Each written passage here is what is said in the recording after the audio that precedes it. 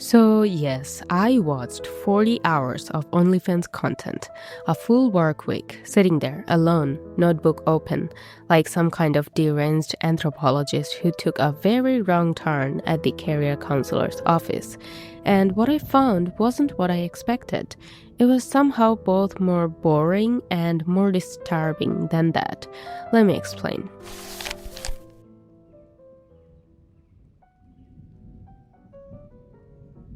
Here's the thing I have to confess before we go any further. Last week I made a video about Bonnie Blue and I stand by everything I said, but after I posted it, I had this quiet, uncomfortable thought sitting at the back of my skull going, you weren't actually being honest, were you? Because everything I said about her, everything I believed about OnlyFans creators and what they do and why they do it was built entirely from interviews and cover stories and biography content, polished, curated, peer-managed stuff. I had never actually watched what she was famous for. I'd never sat with the thing itself. And there's something a little bit cowardly about that, isn't there? Talking loudly about a world you've only ever seen the lobby of. So, I decided to fix that. I subscribed to a handful of accounts. I watched, I made notes like an absolute idiot. I went in trying to be genuinely fair about it because I think the easy version of this conversation, the one where you perform disgust for 12 minutes, collect your views, and call it a day, is boring and useless. The world doesn't need another video of someone reacting with their mouth open. I wanted to actually understand what's happening here, what the machine actually is, who it's for, and who it isn't.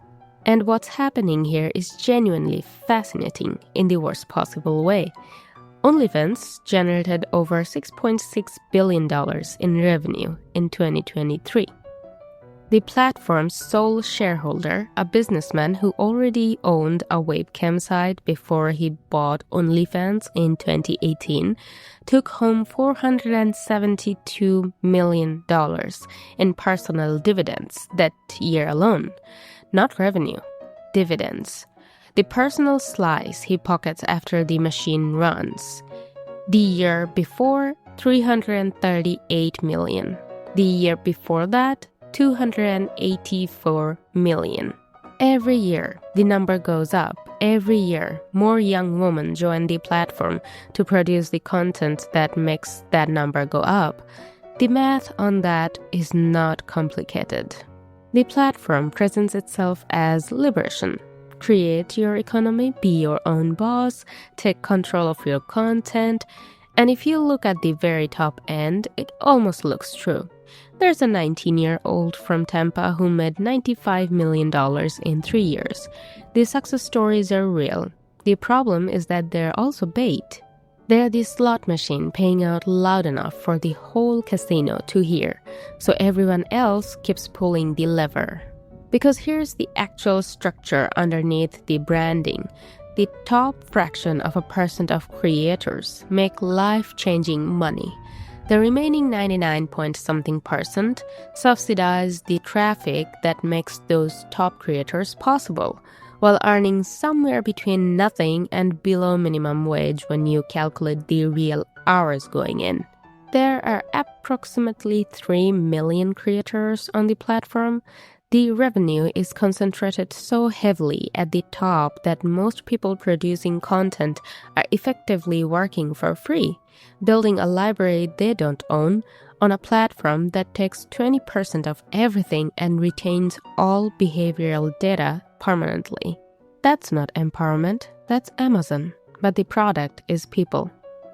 The market logic of the platform pushes in one direction only, and that direction is escalation. More, farther, cheaper. The creator who promises the most gets the subscriber. The creator who promised slightly less loses them. There's a British creator who damaged her body publicly in pursuit of a record and posted hospital photos afterward. That is not an anomaly in this system. That is what the endpoint looks like when the incentives reward whoever is willing to go farthest. The platform didn't make her choices. It constructed the environment in which those choices made economic sense. That's a meaningful distinction.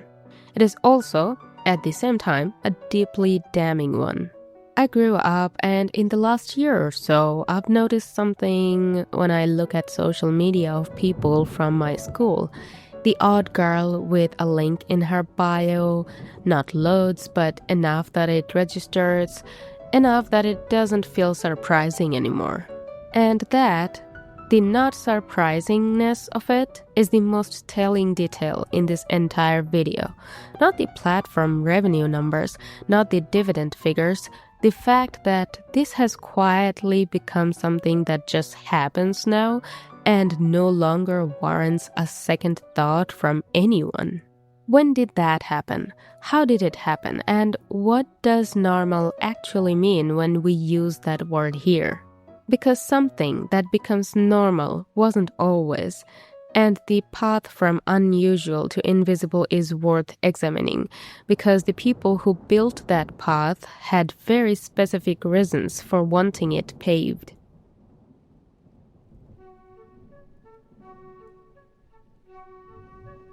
Here's something Herbert Marcuse figured out in the 1950s that applies with uncomfortable precision to all of this. Marcuse called it repressive desublimation. The idea, stripped down, is that consumer society found something more sophisticated than repression. It could offer people genuine feeling sexual freedom, real access, real gratification, while using that freedom as a mechanism of control. Give people the circus, let them feel liberated. They'll never notice what they aren't actually getting. The appearance of freedom functioning as a cage with very good interior decoration. The language around OnlyFans is almost perfectly Marcusian. Creators are told they're exercising agency. They are their own bosses. They have escaped the structures that previously exploited them. They are boss babes, they are empowered, they are finally monetizing something that used to be taken from them for free. And at the individual level, that can even feel true, in the same way that pulling the lever in a Skinner box feels like an action rather than a compulsion. Because that's the other framework worth understanding here. B.F. Skinner showed that variable ratio reinforcement, rewards delivered unpredictably, sometimes after one pull, sometimes after 50, produces the most persistent and compulsive behavior of any schedule ever tested. It's the mechanism behind slot machines. It is also, not accidentally, the mechanism behind every major content platform ever built.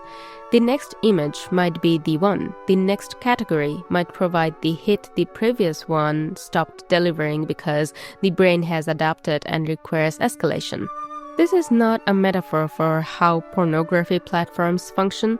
It is a literal description of engineering decisions made by people who read the neuroscience and deployed it deliberately to maximize time on platform.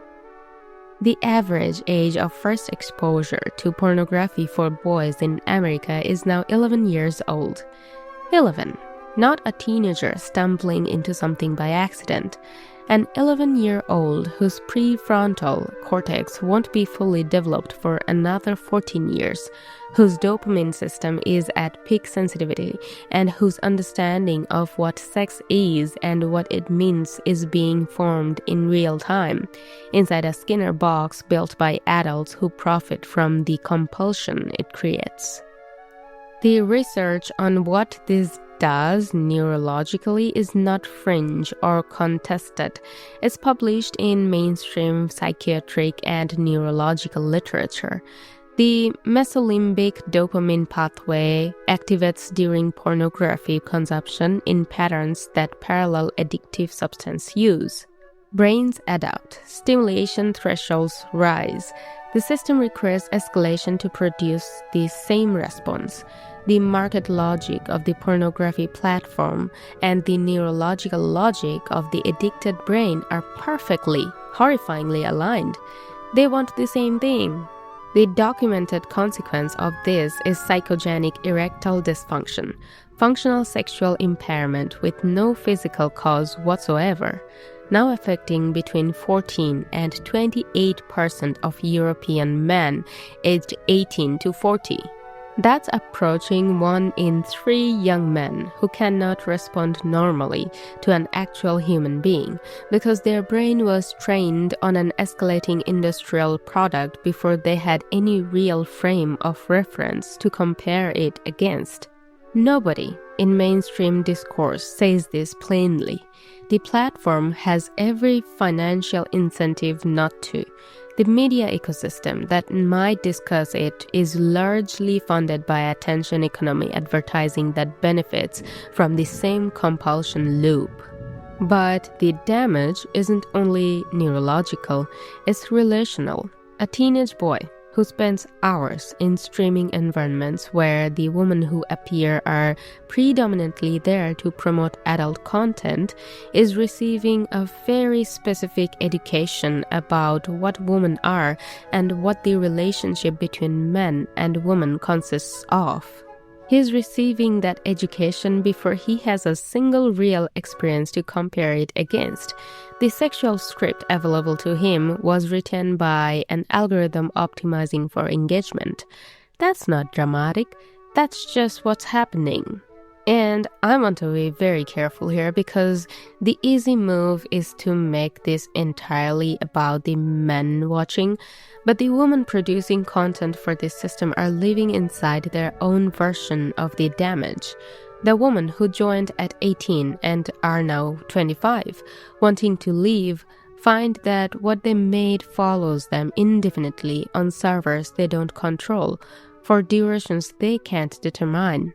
The women whose professional lives were upended when content surfaced in contexts they never anticipated. The women supporting families on income that requires them to stay in a system long past the point they wanted out. These aren't exceptional cases. These are the normal outcomes of participating in a system designed to extract value without any meaningful consideration of what that extraction costs the people it runs on.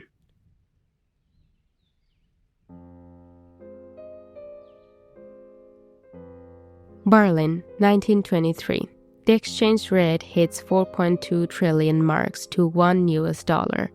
People are wheeling cash to the bakery in wheelbarrows. Savings that took lifetimes to build become decorative paper in months. And in the wreckage of all that, something specific happens to the women of Germany. Widows in their 20s and 30s, middle-class women who lost husbands to the war and savings to the inflation, find themselves with no income and no institutional path forward. Historians documented what followed. Women who had been teachers and secretaries and housewives entering the sex economy, not as a choice in any meaningful sense, as the only remaining route through an economy that had closed every other door. The historian of that period described how the prostitute became the essential symbol of Weimar culture. In Alfred Doblin's novels, in Fritz Lang's films, the figure of the city itself, the incarnation of a capitalism that had ended up, as one writer put it, in the moral gutter. The economic conditions created the supply. The infrastructure extracted value from that supply. The woman at the bottom earned survival. The men who ran the infrastructure accumulated wealth. That sequence isn't incidental. It's the pattern. That was 100 years ago. Now look at 2026. Young woman who cannot afford rent, young woman carrying student debt for degrees the labor market has stopped rewarding, young woman in a housing market where their income won't stretch to a deposit. The specific economic precarity this generation has been handed is real, and a platform with billions in annual revenue is presenting itself as the way through. The conditions that created supply in Weimar Berlin and the conditions that created supply for OnlyFans are not identical, but the structure underneath them is the same. Economic desperation meeting infrastructure that extracts value from young women's bodies and directs the proceeds somewhere else entirely. 100 years apart, same mechanism, different branding. Rome understood this dynamic too, though it didn't theorize it. Juvenal wrote in the 1st century about a population that had stopped asking where the Republic went and now wanted only bread and circuses. The brothels of Pompeii weren't incidental to Roman social life. They were integrated, regulated, taxed, managed as part of the spectacle. Augustus, alarmed by his era's demographic data, passed legislation penalizing the unmarried and childless and incentivizing reproduction. It largely failed. The birth rate continued its trajectory. The empire was eventually replaced by something its founders wouldn't have recognized as continuous with what they had built. The fertility rate among women under 30 in America has hit a record low. Survey data shows 71% of American adults say having children isn't affordable for most people. Research calculated that over a 17-year period, shifting fertility patterns resulted in 11.8 million fewer births than expected among women aged 25 to 29. Childlessness among women in that age group rose from 50% to 63% in a single decade. Among women 30 to 34, from 29 to 40%. The primary driver is economic, and that matters and is true. Housing costs are real, wage stagnation is real, the cost of childcare is real, but it doesn't explain all of it. A culture that presents the monetization of female sexuality as an aspirational career path, that holds up the rare success story as the reference point for what a young woman's 20s could look like, is sending a specific signal about where value lives and what it's for. The women of prime childbearing age who are now childless didn't all choose that freely. Some can't afford children. Some haven't found a partner whose capacity for genuine relationship hasn't been reshaped by years inside a Skinner box. Some observed a story about what success looks like that made building a family feel like regression rather than construction. A population scrolling and consuming and optimizing for individual stimulation for 8 hours a day is a population that is not building, not organizing, not reproducing, and not asking the questions that would be inconvenient for specific interests. The distraction isn't a conspiracy, it's the natural output of systems optimized for engagement, but the outcome it produces is extraordinarily convenient for the people who profit from that engagement, and those people have no financial incentive to change any of it. Pompeii got buried under ash in 79 AD. The empire it served declined for 4 more centuries before the final collapse. The people living inside that decline couldn't see it clearly. The specific quality of Roman life that had made it extraordinary, the civic purpose, the shared fate, the genuine investment in what came next, drained away slowly and wasn't missed until it was gone. Historians could see it in retrospect. The people living inside it largely couldn't. Now, I'm not making a prediction. I'm just pointing at a pattern in the historical record of what happens when a society goes through rapid cultural and demographic transformation without honest public deliberation about what is happening and who is benefiting from it. That deliberation is what's overdue. This video is part of it, a small part, but the conversations that happen in comments, in homes, and in the minds of young people who recognize something they previously lacked the vocabulary for, that's how the deliberation actually occurs.